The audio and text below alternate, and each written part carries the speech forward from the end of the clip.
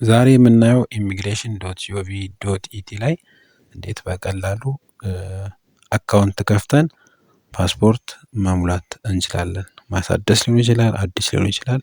የምትፈልጉትን ለልጃችሁም የምትሞሉበትን ፕላትፎርም ላይ በቀላሉ በራሳችሁ ስልክ መፍጠር ትችላላችሁ የሚለውን እናያለን።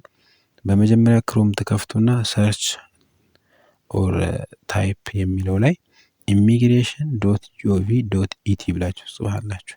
ልክ እዚህ ላይ እንዳለው ማለት ነው። ከዛ ወደዚህ ድረገጽ ይመራችኋል። እዚህ ውስጥ እንግዲህ በቀኝ በኩል ራስጌ ላይ በሰማያዊ ሃይላይት የተደረገችዋ ሎጊን ኦር ሬጂስተር የምትላለች ዙም አድርጌ ያሳያችኋለሁ። በምታዩት መልክ እሷን ትነካላችሁ ማለት ነው። ልክ እሷን ስትነኩ ዩዘር ኔም ኦር ፓስወርድ ይላችኋል። እናንተ ገና አዲስ ስለሆናችሁ ከታች ሳይን አፕ ናው የምትላለች እሷን ክሊክ ታደርጋላችሁ። ከዛን መጀመሪያ የሚጠይቃችሁ ዩዘር ኔም ክሬት እንድታደርጉ ነው። ይህን ዩዘር ኔም እባካችሁ ማትረሱት መሆን አለበት። ዩዘር ኔም ክሬት ስታደርጉ ፈጽሞ ማትረሱት ነገር መሆን አለበት። ምክንያቱም ነገ ፓስወርዱን እንኳን ብትረሱ በዚህ ዩዘር ኔም ነው ወደ ኢሚግሬሽን ዶት ጂኦቪ ዶት ኢቲ ፕላትፎርም የምትመለሱት ብረሱ እንኳን። ስለዚህ ማትረሱት ነገር ቢሆን ይመረጣል ሲሆን መሆን አለበት። ምንድነው መስፈርቶቹ? አምስት ሌንግዙ 5 መሆን አለበት ካራክተሮቹ ማለት ነው። ከዚህ በፊት የተጠቀመበት ሰው የተጠቀመበት መሆን የለበትም። ፊደል ሊሆን ይችላል፣ ካፒታል ስሞል ሊሆን ይችላል፣ ችግር የለው። ብቻ መስፈርቶቹን አሟልቶ ሶስቱንም ራይት አግኝተዋል። ይሄ አሁን ያስገባሁት ዩዘር ኔም።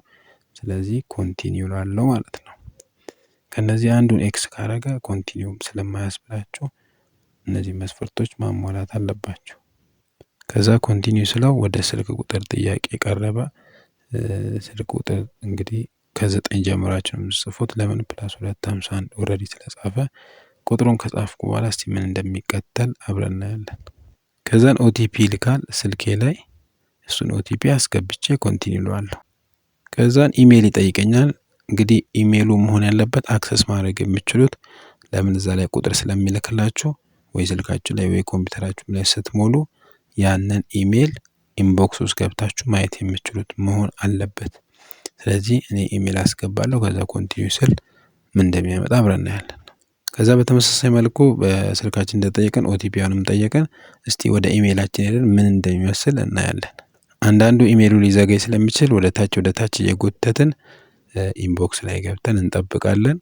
ከዛ በምታዩት መልክ መጥቷል። ኖ ሪፕላይ ኢፓስ ዌብ ፖርታል አካውንት በሚል ሳብጀክት መጥቷል። እንከፍተዋለን። ልክ ስንከፍተው ይሄን ይመስላል። ከዛን ሶስተኛ መስመር ላይ ምን የሚል አለ? ፕሊስ ዩዝ ኦቲፒ ልና 6 ዲጂት ቁጥር አለ። ስለዚህ እሷን ኮፒ እናደርግና ወይ ደግሞ በቃላችን እንይዝና ሄደን እዛኛው ድረገጽ ላይ እንሞላለን ማለት ነው። በዚህ መልኩ በዚህ አርማ መምጣቱን እርግጠኛ ሆኑ። አይሲኤስ የኢሚግሬሽን የዜግነት አገልግሎት በሚል አርማ መምጣቱን እርግጠኛ ሆኑ። ያ ኢሜል ለምን ከሌላ ከፌክ አካውንትም ሊመጣ ስለሚችል ማለት ነው። አስገብተን ኮንቲኒው እንላለን። ዘን ምን ይጠይቀናል? የትውልድ ቀናችን። ስለዚህ በአበሻም በምታውቁት በአበሻ ከሆነ በአበሻ ትክክለኛ ቀኑ በትሙሉ የተመረጠ ይሆናል። በእርግጥ እዚህ ጋር በሞላችሁት አይደለም ፓስፖርት ውስጥ ሙሉ መሙሉት ግዴታ አይደለም፣ ግን የተሻለ የሚሆነው ተመሳሳይ ቢሆን ነው። እስቲ ቀን እና ወሩን እንዲሁም ዓመተ ምህረቱን እንመርጥና ከዛን ኮንቲኒው እንላለን ማለት ነው። እዚህ ጋር እንግዲህ የሚከብዳችሁ ነገር ያለ አይመስለኝም። ወደ ግራ እያደረጋችሁ ዓመተ ምህረቱን ከዛን ወሩን ከዛን ቀኑን መርጣችሁ ኦኬ ማለት ነው። ኮንፈርም ማለት ነው። በሞላነው ነገር እርግጠኛ ከሆነ በኋላ ኮንቲኒው እንላለን። ከዛ ዋናው ስቴፕ ይሄ ነው፣ ፓስወርድ ነው። እንግዲህ ብዙዎቻችን እየረሳን እየተቸገርን ነው። ይሄ ፓስወርድ ምን ማሟላት አለበት? 8 ፊደላት መሆን አለበት። ፊደላት ሳይሆን ብቻ 8 ካራክተር መሆን አለበት። ከዛ ከ8ቱ ቢያንስ አንዱ ካፒታል ሌተር መሆን አለበት። ቢያንስ አንዱ ሎወር ኬዝ ወይ ደግሞ ስሞል ሌተር መሆን አለበት። ካሉት ከ8ቶቹ አንዱ ቁጥር መሆን አለበት። አሁንም በድጋሚ ከ8ቶቹ ስፔሻል ካራክተር አት፣ ሰረዝ፣ ስላሽ ምናምን የመሳሰሉትን ማካተት አለበት ማለት ነው። እነዚህ በተሟሉበት ሁኔታ ላይ ፓስወርዱ ያልፋል።